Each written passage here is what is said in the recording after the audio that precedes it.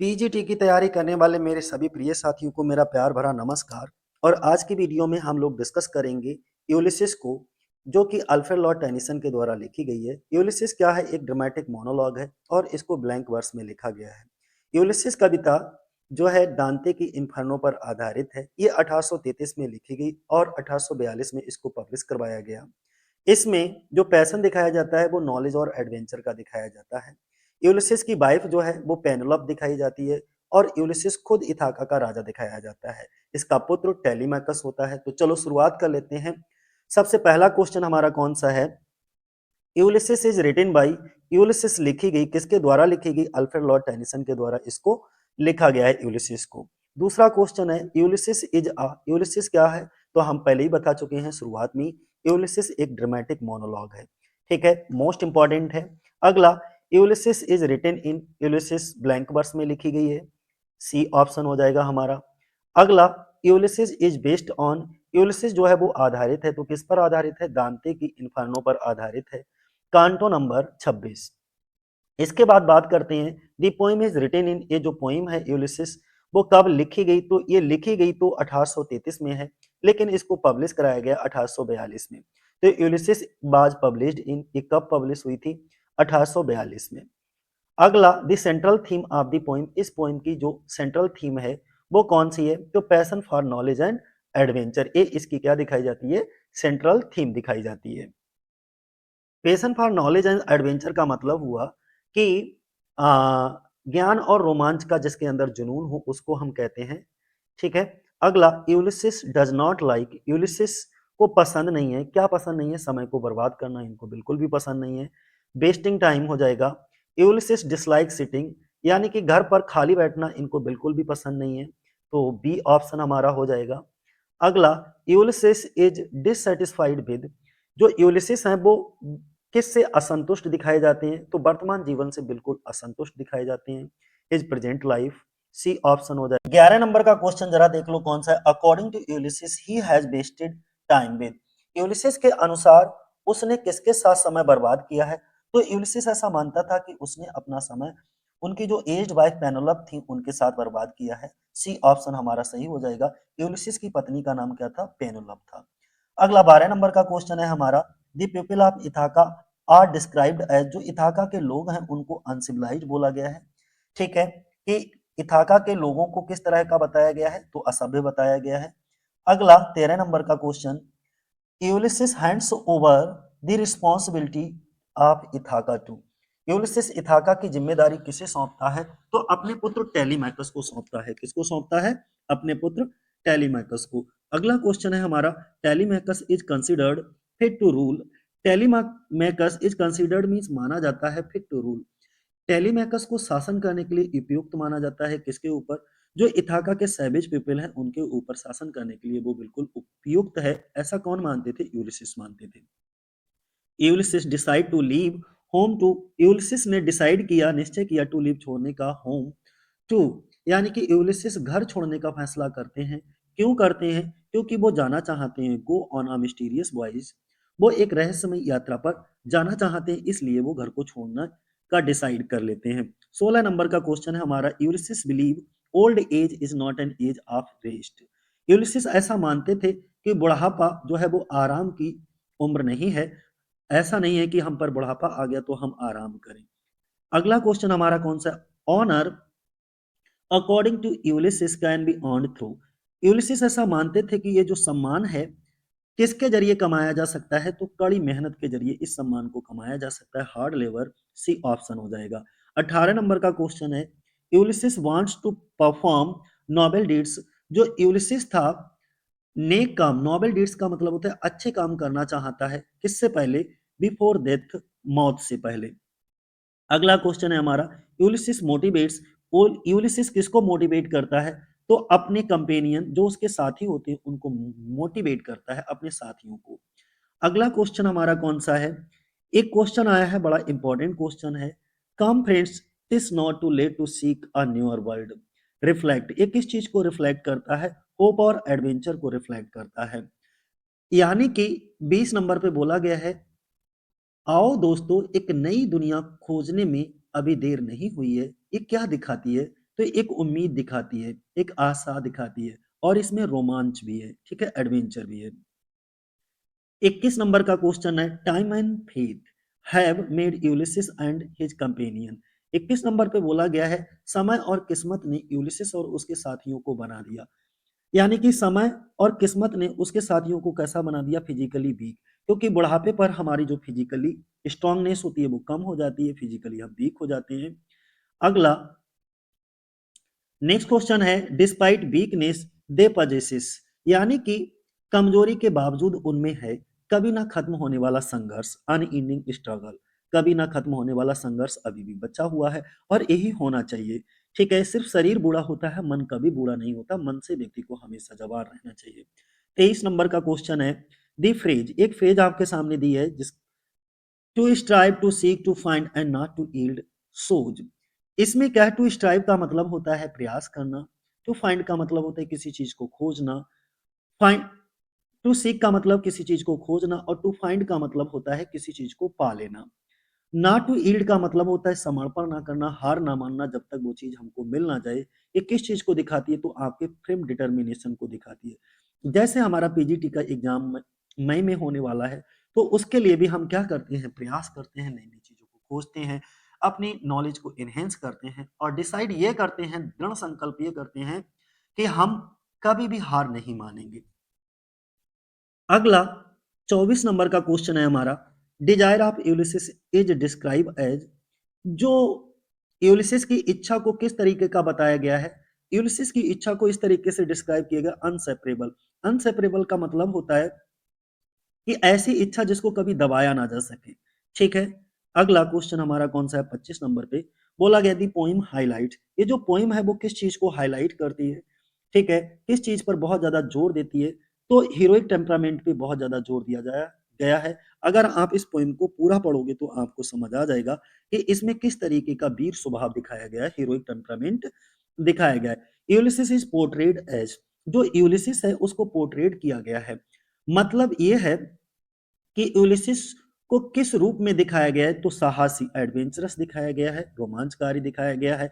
27 number का question है हमारा, the companion of Ulysses share his, जो यूलिसिस के साथी होते हैं उसके साथ क्या शेयर करते हैं, तो वीरता की भावना को शेयर करते हैं, हीरोइक स्पिरिट। अगला क्वेश्चन है, Ulysses considers ruling Ithaca as, जो यूलिसिस होता है किंग ऑफ इथाका जिसको हम बोलेंगे, इथाका पर राज करने को क्या मानता है, तो बिल्कुल मीनिंगलेस मानता है, अर्थहीन मानता है, बोले इन असभ्य लोगों पर शासन करने का कोई मतलब नहीं है। दी पोइम मेनली रिफ्लेक्ट, ये जो पोइम है मुख्य रूप से किस चीज को रिफ्लेक्ट करती है, तो मुख्य रूप से ये दिखाती है सक्रिय जीवन और एक्शन को दिखाती है, यानी कि आपका जीवन जैसे एक्टिव होना चाहिए, एक्टिव लाइफ, और उसमें कोई एक्शन होना चाहिए, हमें एक्शन करते रहना चाहिए। अगला क्वेश्चन है, Ulysses believes life should be spent in, यानी कि यूलिसिस को लगता है, यूलिसिस को क्या लगता है, यूलिसिस यूलिसिस ऐसा मानता है कि जीवन किस में बिताना चाहिए, तो life should be spent in action and struggle, हमेशा एक्शन करते रहना चाहिए, कार्य करते रहना चाहिए, और कार्य करने में कितना भी मुश्किल क्यों ना आए, उन मुश्किलों का सामना करते हुए हमेशा स्ट्रगल करते रहो, संघर्ष करते रहो, एक दिन जीत आपकी होगी। यूलिसिस फील्स हिज स्पिरिट, अगर हम यूलिसिस की बात करते हैं तो फील्स महसूस करता है, हिज स्पिरिट इज, यूलिसिस को लगता है कि उसकी जो आत्मा है वो कैसी है, रेस्टलेस है, बेचैन है, एकदम सी ऑप्शन हो जाएगा हमारा। 32 नंबर का क्वेश्चन है, दी टोन ऑफ द पोइम, जो यूलिसिस पोइम है उसकी टोन कैसी है, उसका लहजा कैसा है, तो बड़ा, जब हम यूलिसिस को पढ़ते हैं तो अपने आप को बहुत इंस्पायरेशनल फील करते हैं, डेट मीन्स बहुत ज्यादा प्रेरणा मिलती है हमको इस पोइम को पढ़ करके। अगला क्वेश्चन हमारा कौन सा है, Ulysses attitude toward old age is, 33 number पे बोला गया है कि जो यूलिसिस है, यानी कि बुढ़ापे के प्रति यूलिसिस का रवैया कैसा है, उसका एटीट्यूड कैसा है, तो बहुत एक्टिव है, वो बुढ़ापे में भी एक्टिव रहना चाहता है, यानी कि खाली बैठना नहीं चाहता। Ulysses final aim to, Ulysses का फाइनल एम क्या है, अंतिम लक्ष्य क्या है, तो ज्ञान और अनुभव को प्राप्त करना, तो सीख का मतलब प्राप्त करना, नॉलेज एंड एक्सपीरियंस, यानी कि ज्ञान और अनुभव को। 35 नंबर का क्वेश्चन है हमारा, दी पोइम एम्फेसाइजेज, ये जो पोइम यूलिसिस है वो किस बात पर जोर देती है, तो ह्यूमन एस्पायरेशन पर जोर देती है, सी ऑप्शन हो जाएगा हमारा। मानव के अंदर कभी भी आकांक्षाओं का अंत नहीं होना चाहिए, अर्थात उसके अंदर हमेशा एक महत्वाकांक्षा रहनी चाहिए। 36 नंबर का क्वेश्चन है, Ulysses believes stopping means. Ulysses जो होता है वो बिलीव्स विश्वास करता है, किस चीज में विश्वास करता है?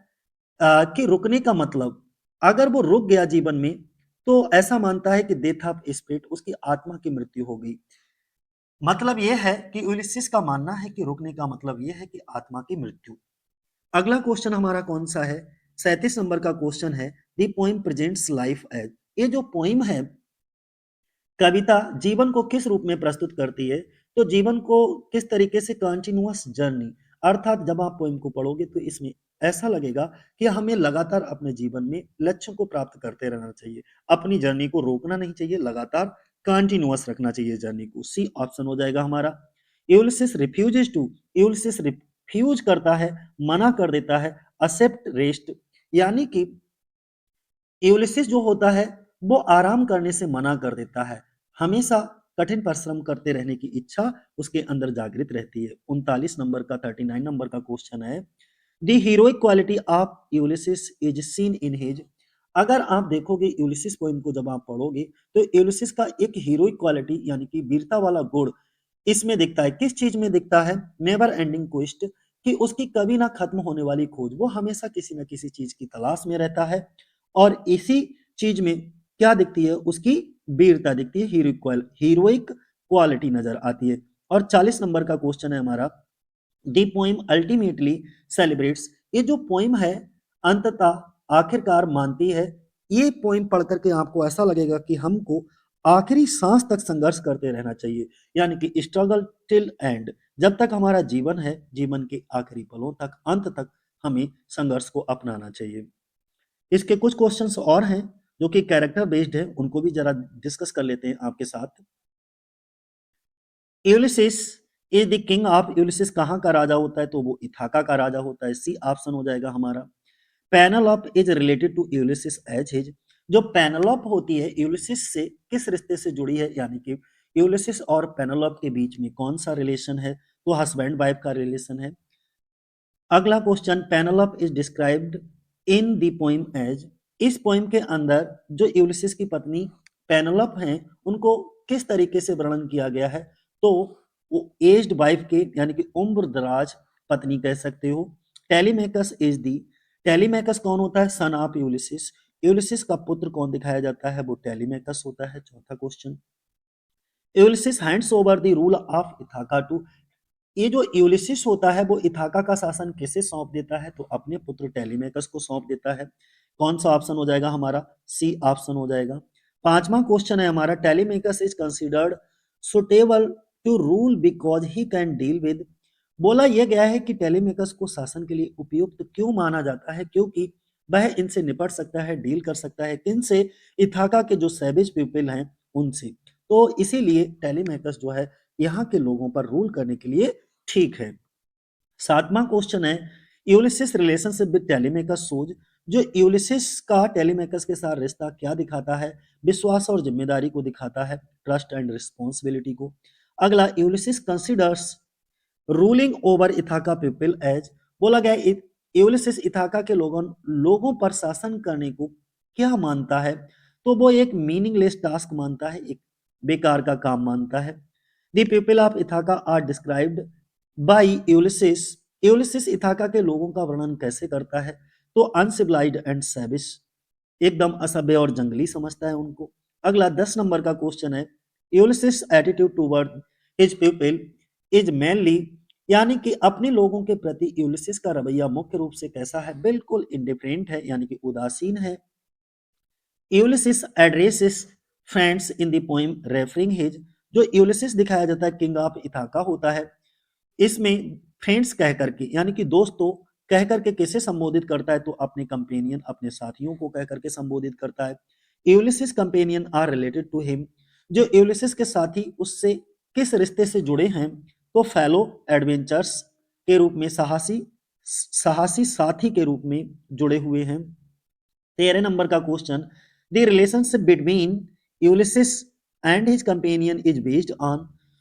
जो यूलिसिस और उसके साथियों के बीच रिश्ता किस पर आधारित है? तो शेयर्ड हीरोइक स्पिरिट यानी कि साझा वीर भावना।